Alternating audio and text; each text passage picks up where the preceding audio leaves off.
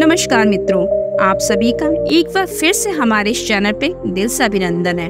दोस्तों, महात्मा बुद्ध को जब बुद्धत्व की प्राप्ति हुई तभी उन्होंने मन में दृढ़ निश्चय कर लिया था कि मैं अपने इस ज्ञान से पूरे संसार को आलोकित करूंगा, और उन्होंने इस वादे को अंत तक निभाया।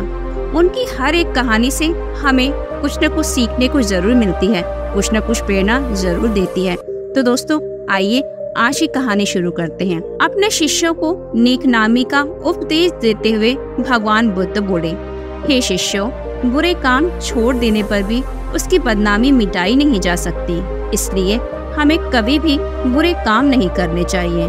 मनुष्य द्वारा किए गए छोटे से छोटे बुरे काम की बदनामी भी उसका पीछा नहीं छोड़ती। जैसे ऋषि वाल्मीकि का प्रारंभिक जीवन उनके परिचय में हमेशा उल्लिखित किया जाता है, और इसी से जुड़ी एक कथा भी मैं तुम्हें सुनाता हूँ। एक छोटे से कस्बे में पंडित रामानंद शास्त्री रहा करते थे। वे बहुत सदाचारी थे और हर किसी की मदद को हमेशा तैयार रहा करते थे। आसपास के कई गांवों तक उनकी ख्याति थी। उनका एक पुत्र भी था, राम सेवक। राम सेवक इकलौता होने के कारण बड़ा ही चंचल और नटखट था।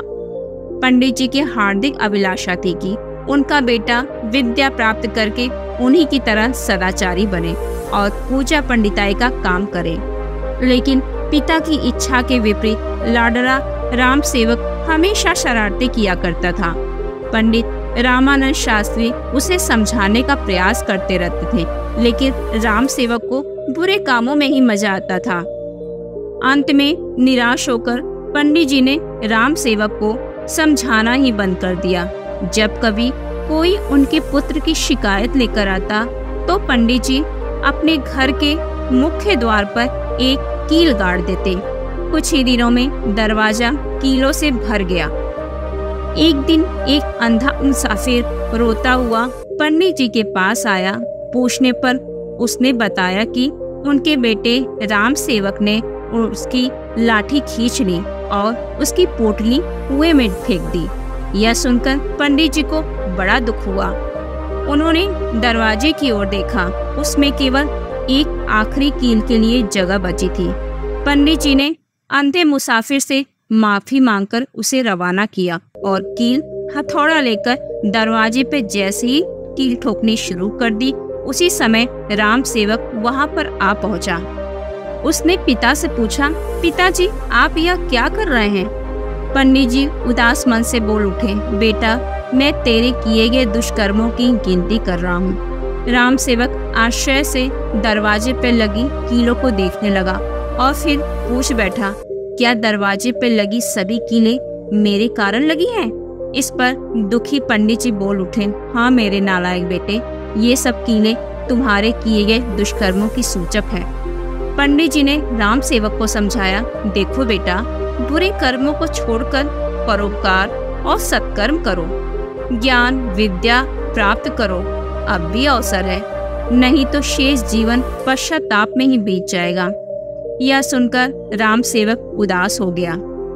उसे अपनी गलती का एहसास हुआ।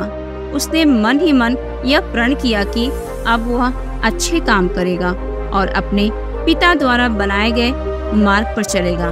एकाएक उसके व्यवहार में परिवर्तन आने लगा। उसने लोगों को सताना भी बंद कर दिया। वह सबकी सहायता करने लगा। उसके इस बदले व्यवहार से पंडित जी बहुत खुश रहने लगे। उन्होंने राम सेवक के प्रत्येक अच्छे काम पर दरवाजे पे लगी एक कील निकालनी शुरू कर दी। धीरे धीरे सारी कीलें निकल गईं। एक दिन पंडित जी आंगन में बैठकर धूप सेक रहे थे। तभी उन्हें किसी ने बताया कि अभी अभी राम सेवक ने एक निर्धन बुढ़िया महिला की सहायता की। इस सूचना पर प्रसन्न होकर पंडित जी ने जैसे ही अंतिम कील निकाली, उसी वक्त राम सेवक वहां आ पहुंचा।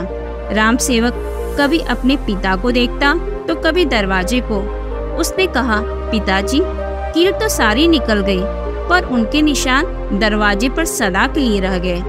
पिता बोले कि बेटा, हमारे द्वारा की गई गलतियां कभी भी हमारा पीछा नहीं छोड़ती, वह किसी न किसी रूप में हमारे सामने आती ही रहती हैं। वैसे ही दरवाजे पर पड़ी कीलों के निशान तुम्हें हमेशा इस बात की याद दिलाते रहेंगे। तो दोस्तों, आपने इस कहानी के माध्यम से देखा कि हमारी की गई गलतियां कभी हमारा पीछा नहीं छोड़ती, इसलिए हमें जो भी काम करना है वे सोच समझ के करना चाहिए।